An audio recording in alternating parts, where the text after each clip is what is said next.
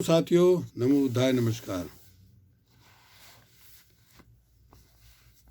2019 में भारत के महामहिम राष्ट्रपति रामनाथ कोविंद यहाँ आए थे बोलीविया में। उन्होंने आधा घंटे अंग्रेजी में भाषण दिया और बोलीविया सरकार के साथ उनका एक कॉन्ट्रैक्ट था, उस पर साइन किया और हम सभी भारतीयों को 5 सितारा होटल में बुलाया। उनकी तरफ से भारतीय लोगों को भोजन था। वहाँ मैंने अपनी ये किताब दुख मुक्ति की साधना उनको भेंट की। साहब, मैं यहाँ रहता हूँ और मैंने एक किताब लिखी, इसको आप पढ़ना जरूर। उसी किताब को मैं वीडियो के द्वारा आप लोगों तक पहुँचा रहा हूँ। Page number 125। 40 वर्ष की उम्र होती है, कह रहे हैं सत्यनारायण गोयनका जी, प्रवचन देते थे वो आखिर में। 40 वर्ष की उम्र होते ही तो दर्पण में मुंह देखता है तो देखता है कनपट्टी के बाल सफेद होने लगे हैं।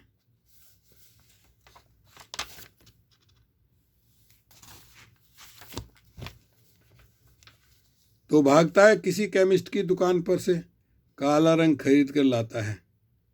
उसे लगाता है, मैं अभी बूढ़ा नहीं हुआ हूँ, नहीं अभी बूढ़ा नहीं हुआ हूँ। लोगों को ठगना चाहता है, दुनिया को ठगना चाहता है और अपने आप को ठगना चाहता है।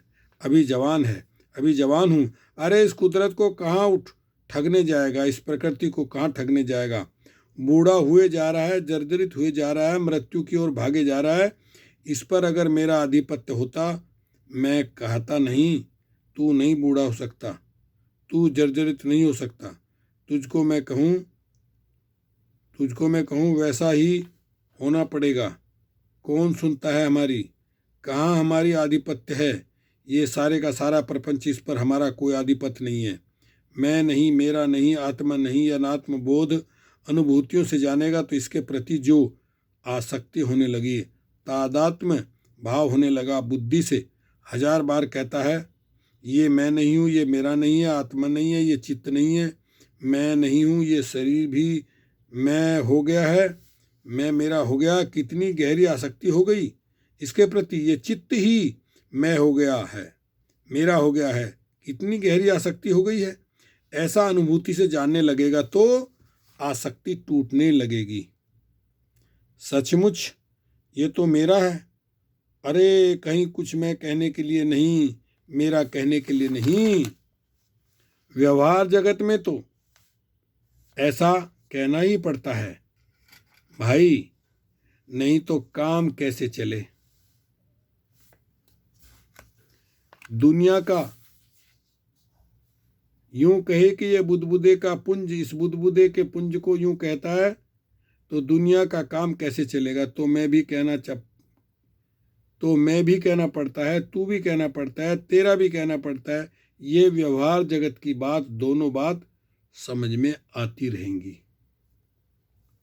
विपश्यना में गहराइयों से जाकर के अपनी भावनामयी प्रज्ञा जागा लेने वाला व्यक्ति प्रकट सत्य को भी समझेगा। ये ऐसा आसमान सत्य है, ऐसा प्रतीत होता है, और उसके परमार्थ सत्य को भी समझेगा, अंतिम सत्य को भी समझेगा, तो उसका व्यवहार अपने आप ठीक हो जाएगा।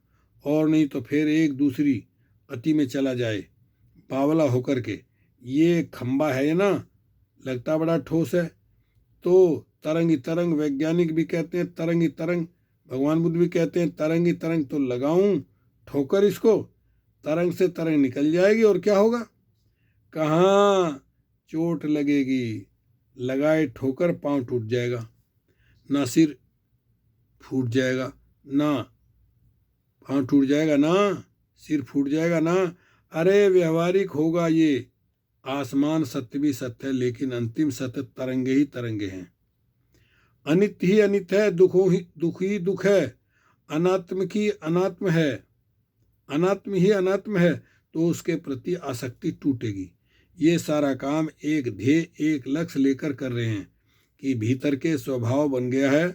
भीतर जो स्वभाव बन गया है कि जरा सा प्रिय लगा कि राग जगाया, जरा सा अप्रिय लगा कि द्वेष जगाया। क्यों राग जगाया, क्यों द्वेष जगाया?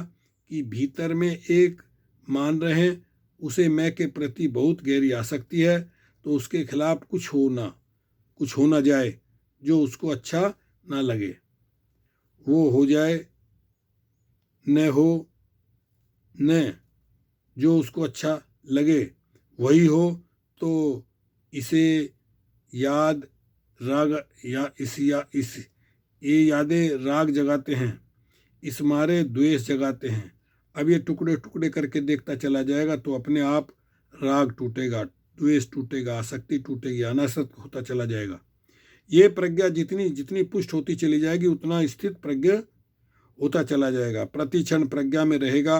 खाते पीते चलते फिरते सोते जागते हर अवस्था में आगे की अवस्थाएं हैं वो, लेकिन ये रास्ता यहाँ वहाँ तक पहुँचाएगा। प्रतिक्षण प्रज्ञा में है तो स्थित प्रज्ञ है। ऐसी अवस्था आते आते अंदर देखेगा पहले प्रज्ञा अंदर जागती है। चलिए इसके आगे दूसरी वीडियो में। वीडियो लंबी होने से लोग देखते नहीं हैं और अधूरा रह जाता है ज्ञान। ओके, शुक्रिया, धन्यवाद।